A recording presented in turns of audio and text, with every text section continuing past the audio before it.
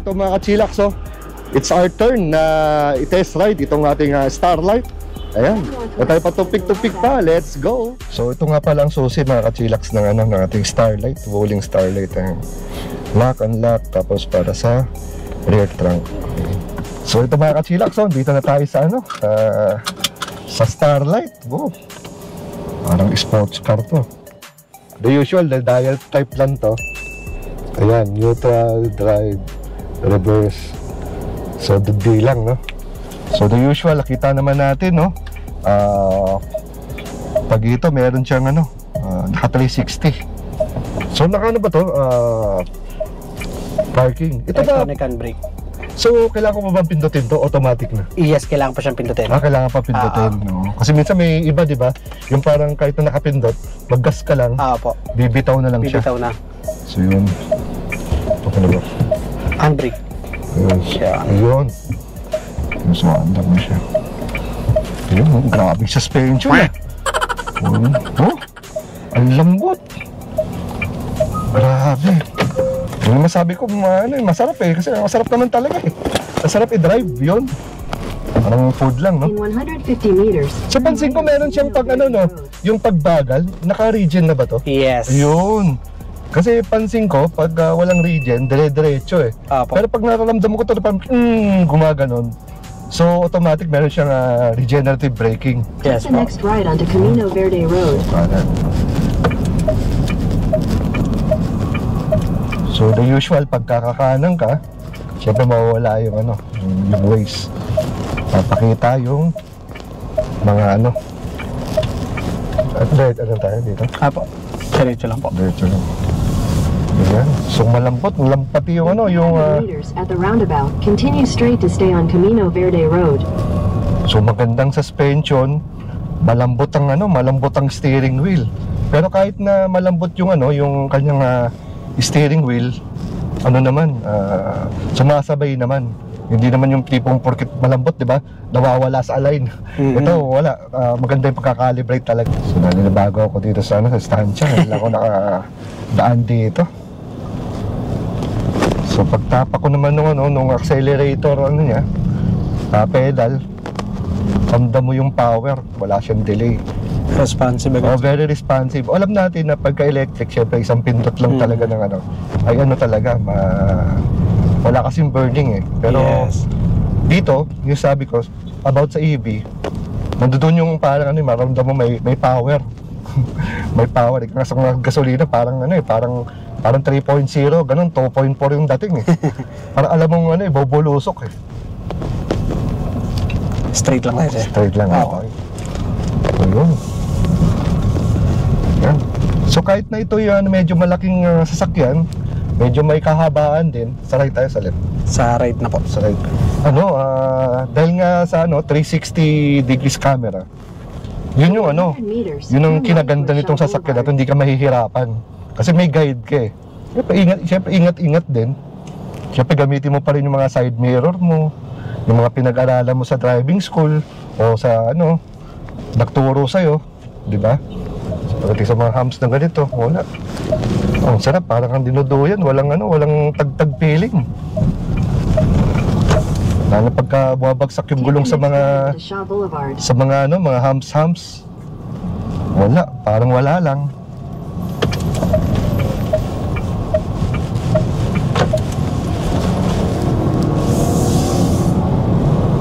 Wow. In 600 meters, turn right onto St. Francis. So maganda rin dito sir, dito sa sakyan na to, parang executive yung dating Yes. No? Hindi siya parang basic na sakyan.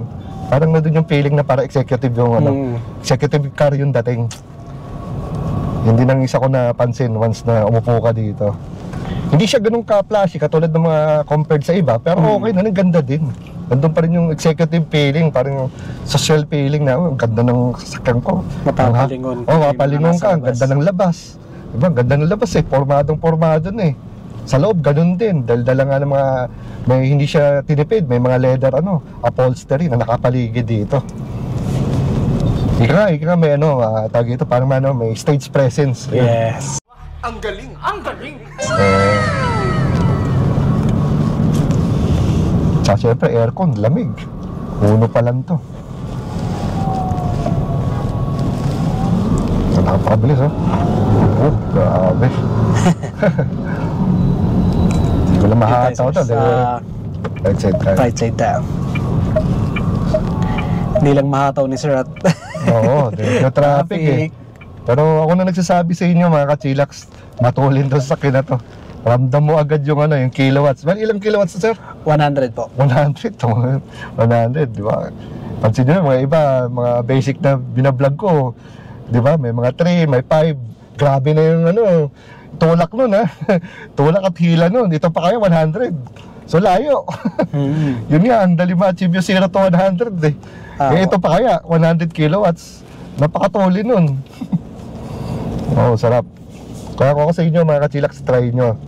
Bali, drive ko to simula Estancia hanggang Shangri-La. Kasi nga meron din silang showroom doon. Yan. So pwede kayo bumisita doon. Pero mas maganda, message nyo muna, no? Kayo Sir Ryan, no? Yes po. Yan, para at least kung ano yung gusto nyong unit Na matest drive. Oo, pwede niyang kunin para sa inyo. Tapos i-test ride nyo na. Hindi nyo lang makikita, mas-test ride nyo na. Basta make sure, meron kayong syempre lisensya. License pa rin. Oo, license, oo. Para hindi sayang yung punta nyo, sulit yung dayo nyo. Yan. So iba rin ang flavor nitong nung huling. Tahimik. I-try natin mamaya sir yung ano niya, sound system niya. Oo. Grabe. Para Ang sarap ihataw. ihiwalay na yung kaluluwa sir. Oo. Nag-media pa nga ako ng Tapos kaliwa tayo sir. Doon sa may bike. Apo. Ayun grabe. Make a U-turn at internal. Wow. Sarap.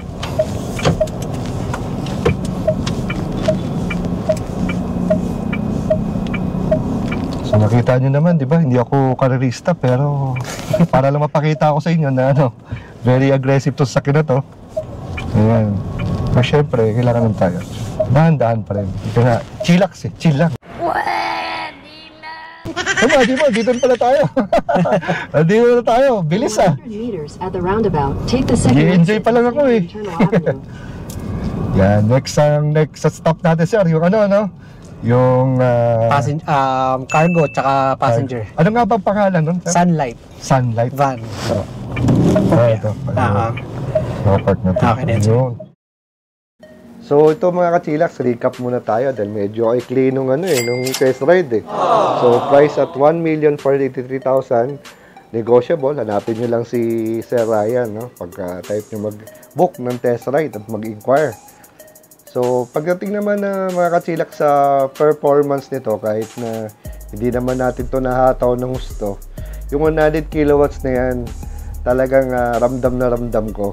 Kasi yung mga lower variants, lalo ng mga mini EV, ang hataw na nga ng 0 to 100. Ito talaga, konting tapak mo lang, sibat ka na. Sa unang tingin nga, akala ko, Han eh. Pero yun nga, alam ko naman di siya, di ba? Pero yun yung parang first impression ko dito.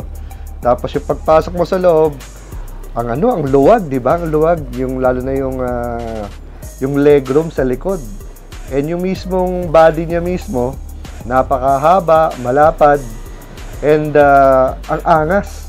Kaya sabi ko parang yung mga dinadala ni Nicolas Cage, mga parang tipong mga muscle car eh. Ganun talaga yung datingan nito. So sa performance niya bilang itong si Starlight, talagang ramdam mo yung power na ibinibigay niya. Pagdating naman sa brakes, ang lakas ng preno nito. Ika nga, kayang-kaya naman niyang pumreno.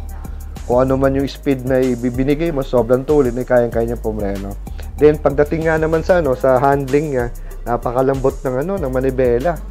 Pero kahit na malambot yung manibela, nandoon pa rin yung parang in control ka pa rin sa maneuvering niya. So yun.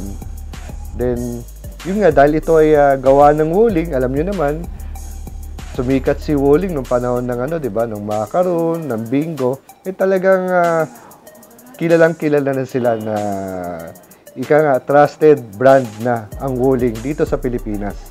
Pero dahil ito, Starlight ay bago, syempre ang gandang maranasan, ma-experience at first hand na makadrive ng ganito ka-luxurious na sasakyan.